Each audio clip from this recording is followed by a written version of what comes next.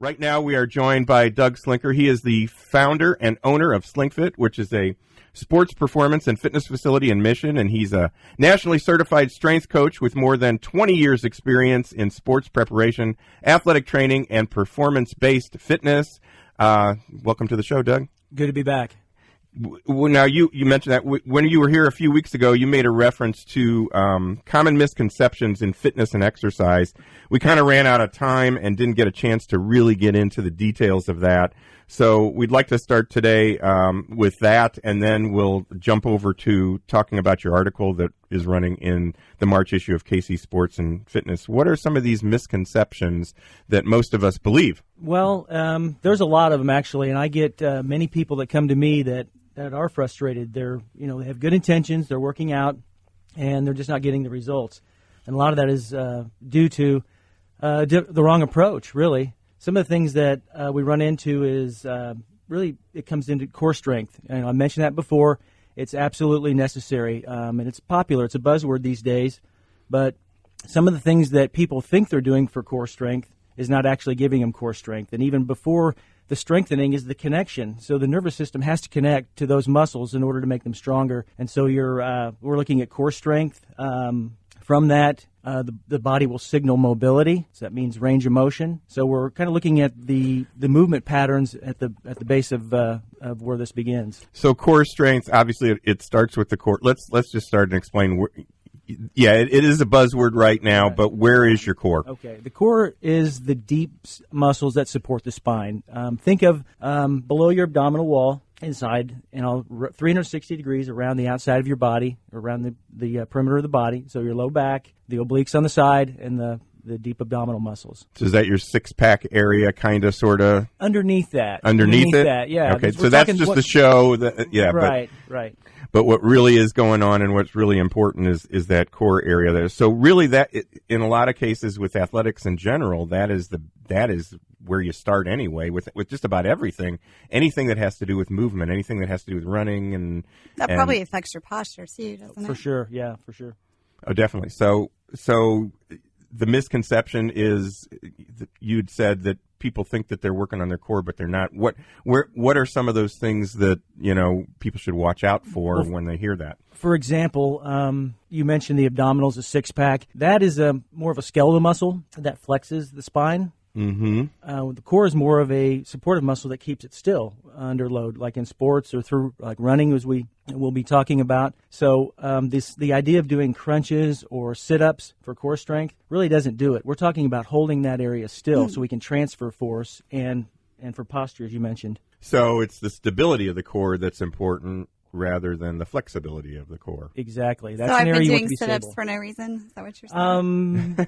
You need to maybe no rethink reason, that. no. Rethink that. So I think we'll get to a point where it becomes more common that we look at that area of our body to be stable, and there's a way to get the look that you want and still have the function that you want too. Right. So that's one misconception. What are some others? Well, from that, there's a general lack of mobility, and this kind of ties right into posture as well. I see a lot of people that are the type of people that work at desks. They sit in a chair a lot. So we get this hunched over thing going on with the upper back. It's called the T-spine, the thoracic area of the spine, and it's flexed forward. So we have that rounded posture, and that leads to shoulder issues and neck issues. Neck issues, forward head, exactly. Headaches.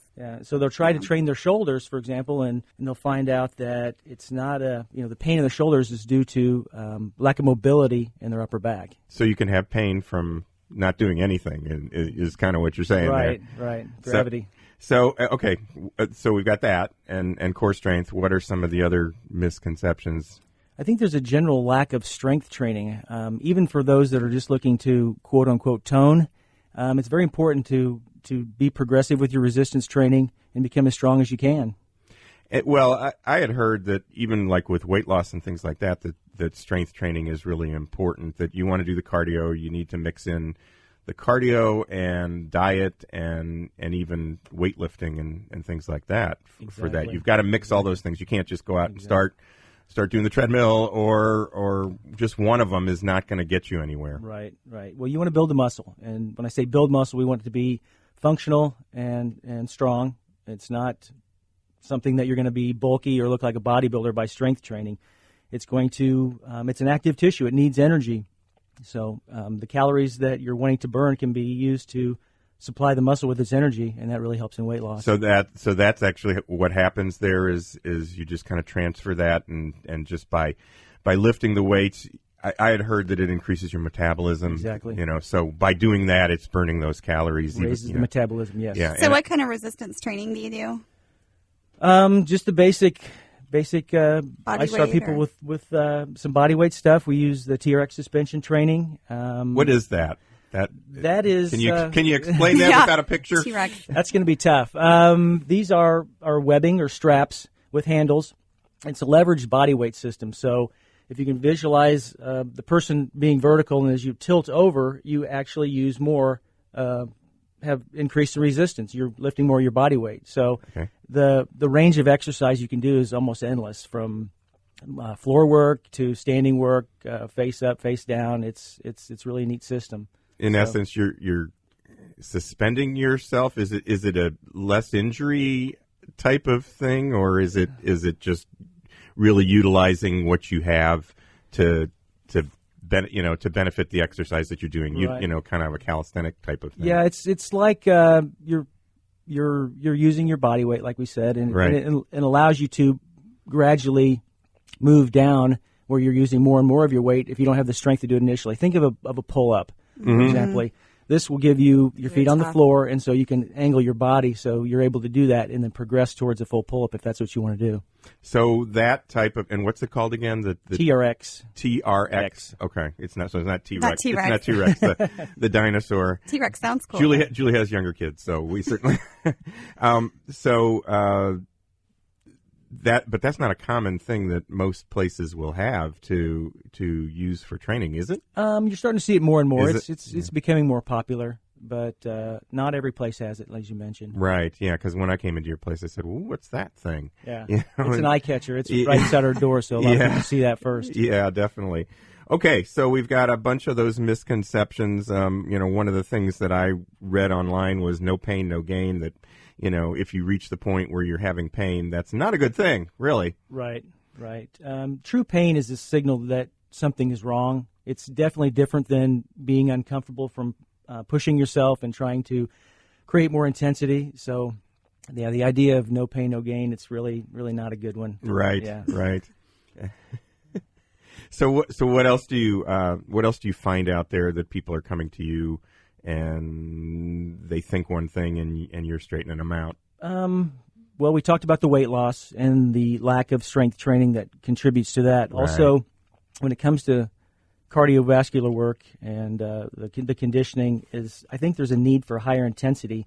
This energy system work, or an interval style training. I really like the results that gives more than a steady state cardio. You mentioned the treadmill. It's very popular for somebody to jump on a treadmill for their fitness program, walk for 20, 30 minutes at a constant level. So more like sprints. Is that what you're saying? If you can mix in some bouts of time where you're pushing yourself more, then come back down and back up and back down, you can still get that 20 minutes in and end up burning a lot more calories and doing a lot more energy system work that's more beneficial. Now, you said interval. Is that changing from machine to machine type of thing, or doing the treadmill and then doing the elliptical or something like that, or am I misunderstanding? You can do your intervals that way, but essentially what we're talking about is a period of time that's higher intensity and then backing off a bit so you can tolerate that, so you're waving up and down with your workload. So people should incorporate that into their exercise if they're out walking the neighborhood. Just do a faster walk and then slow it down and things like that. Yes, you can do it on a walk with weights, a bicycle. You can make that apply in about any different method. I know in like spinning classes, they will do that, won't they? Where they all of a sudden you're riding up a hill or you're going to a faster speed and then you're slowing down so how many more calories? I mean, I know it's going to vary from the individual, but we add like 20% more. I'm not sure of the figures on what the numbers are, but definitely has been shown to be more beneficial. It's a lot more fun more just energy. to sprint too than to run steady. You get closer to being done faster. I think mentally it does break up the workout. Yeah, think of it in that way. Yeah, running can just be boring sometimes. I think just running. But the sprinting, Oh yeah, that's fun. yeah. It's definitely a difference in the body. I know I was out doing some walking. It's been a while since I've done it, but and I did that. I went into a run, and it's like, oh my gosh, I can barely lift my legs. Yeah. I've been walking, but I can barely lift my legs, and I would just try and do like 50 steps at a run, and then eventually I got better and better at it, but I'd never really pushed it that hard, just kind of saying, okay, 50, 60 steps, and that's about it, and then I'll slow down, and then I'll go back to it in 2 or 3 minutes. And it made it a much more interesting activity, definitely. That's a good approach. Yeah, so let's roll over to your article that you wrote for us for this month's issue of KC Sports and Fitness. And the article is titled Functional Strength Training for Better Running. Finally, with the weather changing, runners are out more. They're doing some training for their big running events during the year. Now, you really start off the article by saying that runners are stubborn. Right. What do you mean by that? Yeah. Well, What do you mean by that? No. Well, they're a very dedicated bunch for the most part, and there is a certain satisfaction with running. And we've all heard of the runner's high. Yeah. Kind of get addicted to that and the endorphins that come with it. So a lot of them will think that, well, I like this running. I want to get better. So maybe to get better, I need to run more. Mm-hmm. And to a certain degree, that can be true. But there's also times when you need to look at other things as well. So just going out and running. Let's go with that. What are some of those other things that we should consider that would actually help improve your running ability? Right. Well, we have kind of talked about that prior. The core strength. We want the center of the body to be still. We're talking about efficiency, and when we get into a competitive situation or you're trying to make your time better for a 5 or 10K, we're looking for the center of the body to stay still. We want to move across the road, the surface, and we want the legs to be like springs. So we want to transfer force, we want to absorb, and then take that energy that's stored with that step and then spring off forward and do that repeatedly. So, you really want to use use the process to help you in that process. Right. The mechanics of running, yes. Yeah, and I would think that if the core was still, there's a greater opportunity for not getting injured or less opportunity for getting injured because that core is still. So if you just go out and run, just decide, hey, I'm going to go out and run a lot, what happens to your body? Are you more injury prone by just taking that approach? You can be. There's contact. Each step you take is impact. So you want to look at how the body is absorbing that and redirecting that. Protecting the spine, not excess movement, inflection, extension, rotation of the spine, and the joints, the knees, the hips, the ankles, how they're transferring force, how they're tolerating the work. Now you mentioned something about different ways to get better at running in your article, and you talk about stiffness and strength and elasticity and mobility. Can you explain what those are and how that all works in your body? If you can think of your legs in terms of a spring, we talked about each step and how to propel yourself forward. We want that to be stiff, just like if you compressed a spring and it came back to its original length.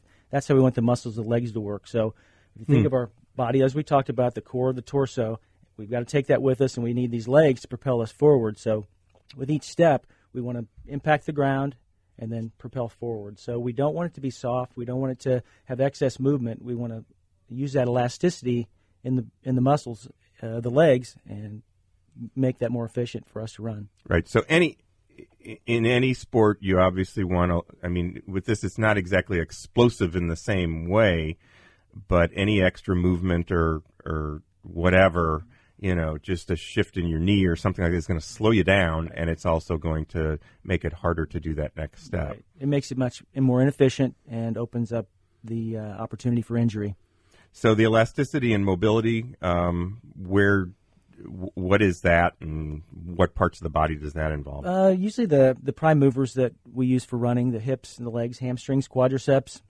It's running is a partial range of motion exercise. So if you look at the stride, it's not going to give us the mobility at the hips that we need. So you need to do activities that allow and strengthen the muscles through their full range of motion, and allow for recovery and soft tissue work, because there's a lot of repetitive motion with running. So, what do you mean by recovery? Like what a do you popular one is foam roller, and we use that a lot. Yeah. Think of it as a way to massage or to press into the muscles to work through the knots and adhesions that are there that help with range of motion and help with tissue quality. Running seems like such a simple Yeah, type it's of very thing, complex. but yet it is very complex. And one of the things you talk about is a kinetic chain in the article. First of all, what is kinetic, and then what do you mean by the kinetic chain? Well, it's a link of we talked about the elasticity Yeah. and the way the joints work together from the ground up, from the foot, the ankle, the knee, the hip, the spine, all the way through. So we want these to work in together so that they produce the movement that you want. And so if there's a link that's out in that kinetic chain, if there's a knee issue or tracking issue or hip immobility, then we have compensation. We lose efficiency, and we open up the opportunity for injury. Gotcha. So the weak link is the problem, Exactly. and strengthening that weak link. So now you also mentioned eccentric and concentric muscle reactions, and what does that mean, and what are those, and in our layman's terms that we all understand. Yeah. Okay. Simply put, a concentric contraction is if you lift a weight. Think of something as simple as an arm curl. When you have the weight at arm's length and extended, and then you begin to lift that up against gravity, that's a concentric contraction. So what's happening to the muscle at that point? It's shortening. It's shortening. Okay. It's under tension or under load. If you have a weight in your hand, and using the curl for an example, it's shortening. Okay. So concentric is shortening. Eccentric is lengthening. Okay. It's returning it so back you're to going that from position. eccentric to concentric. So putting it back. Bringing it back. Exactly. Okay. And obviously those are a big part of what's going on with your legs. Right. With that. Mentioning for example, in running, when you stride out, your hamstring lengthens and your foot extends. Mm-hmm. You strike the ground, and then you pull through. So there's the lengthening as you stride forward, and then the pulling through as you pull your body forward. And those are a combination of eccentric and concentric contractions of the hamstring, for example. Right. Now in the article, you say that traditional strength training isn't really a training solution for a runner, and that the exercises that a runner should go through that aren't necessarily running have to mimic the running movement. What kinds of exercises do you recommend to people? Well, and I mentioned this before, functional is but kind of a buzzword too, and it's used a lot. But typically that means it is closely associated with the activity you're trying to train for. So for runners, for example, we want the feet on the floor. So using the hamstring again for an example, the movements that most transfer to helping the runner become more efficient is like a RDL, which is a Romanian deadlift, or a pull with your feet on the floor, versus a hamstring curl where you're laying on the bench and your feet are off the floor. Mm-hmm. So what was that exercise called? So if somebody wants to Google it. RDL. It's like a stiff-legged deadlift. And there's some specifics that need to be done with that, but it's a very good posterior chain, which involves the hamstring strengthening exercise. We use that a lot. So you work with people, obviously, a runner that's interested in improving what it is that they do can come to you, but you also work with other types of athletes as well. Right. To grow their abilities and speed and quickness and agility, and that's a part of what SLINKFIT does. In addition to that, you work with individual people like me that are just wanting to get in shape or wanting to improve their mobility or something like that. So exactly. You work with all sorts of different people as far as that's involved. Where is SLINKFIT located? It's at 5304 Mart Way in Mission. How long has it been around? I've been open a little over a year, probably 14 months or so. And in a lot of ways, it sounds like you offer these things where you get into the smaller amounts of, you take it into the more specific detail rather than the group classes or things like that. I mean, I know you offer those things as well, but it's an individual thing and you focus on that type of stuff. And that's part of where the assessment comes from that you guys are offering as well. Right. So, now, what's your website as well?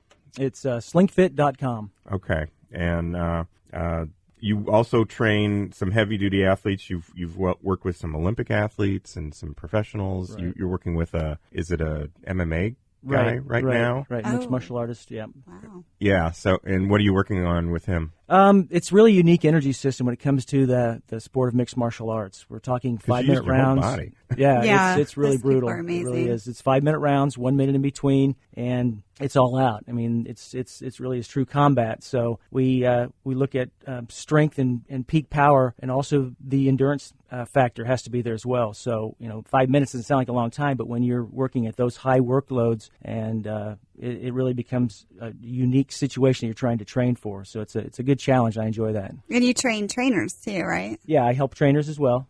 We have those that are in the business and kind of getting started, and trying to steer them in the right direction and understand some of these things that they can use to help their clients. We've only got about a minute here, but if a mom or a dad are out there listening and they've got a kid that they want to get involved in, the speed and strength training and things like that, what age should you start a kid with that? Well, the qualities of athleticism can really start early, and we want to foster that. A lot of it can be done just in their play. I mean, playground stuff, monkey bars, swings, and slides, and that kind of thing.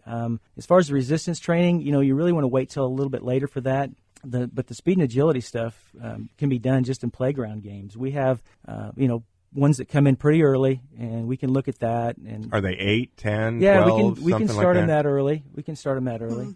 Yeah. It's about being careful how you load it. I had one come in the other day, and Dad brought his son in. He was a 9-year-old, and we just checked out his movement, made sure he was loading himself right, and he could start and stop. It's about deceleration. That really helps with the strength that they need to stop and to land once they jump. That's where injuries can occur. Mm-hmm. So we look at that real closely.